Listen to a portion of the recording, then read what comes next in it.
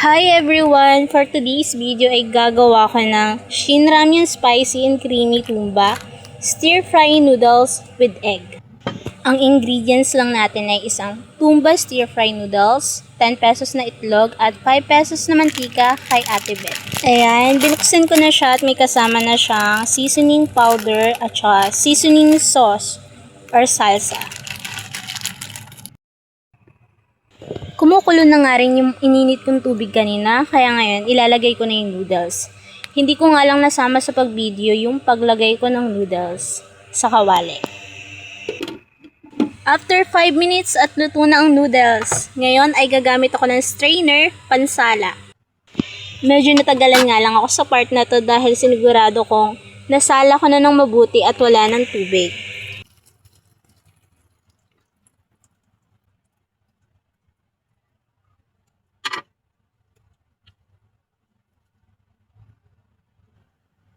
Finally, at natapos na ngayon, isasali na natin siya sa plato. Sinet aside ko nga muna ang niluto kong noodles at magkakrak na ako ng egg. Habang nagkakrak ako ng egg dito ay nagpapainit na rin ako ng kawali. Sa mangkok ko na nga siya nilagay at titimplahan ng asin para pagdating sa kawali ay isasalin ko na lang at di ko na siya ikakrak dun. Pagkalagay ko nga ng itlog ay hindi ko napansin na hindi pa pala ganun kainit yung mantika na nilagay ko. Kahit pa paano nga ay naluto naman ang itlog, ngayon ay hahanguin ko na at ilalagay sa platito. Isa-set aside ko muna yan at mag-start na ako magtimpla ng seasoning for noodles. Una ko nga nilagay dito yung seasoning powder niya. Ito yung cream powder. Pangalawa naman is yung salsa or yung seasoning sauce. Medyo matamis na spicy yung amoy niya. It's mix time guys. Ngayon ipapass forward ko na lang ulit siya para mas mabilis.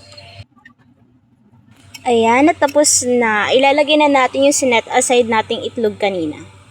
Mas maganda siyang tignan ngayon is taste test time. Ngayon ay titikman ko na yung niluto kong stir-fry noodles na spicy and cream flavor. Nakatungo nga lang kumain dyan si Antonio kasi hindi talaga ako sanay kumain sa harap ng camera. Pero sasanayin natin. Ayan, pose and smile muna kasi mukha akong seryoso at nakasimangot habang kumakain. Tuloy-tuloy nga lang ako sa pagkain dito kasi nagustuhan ko talaga yung lasa. Di lang siya pang merienda, pwede na rin siyang pang ulam kasi hindi siya nakakaumay. Basta lalagyan mo na lang siya ng kanin. Hindi rin siya ganun kaanghang, tama lang yung tamis niya.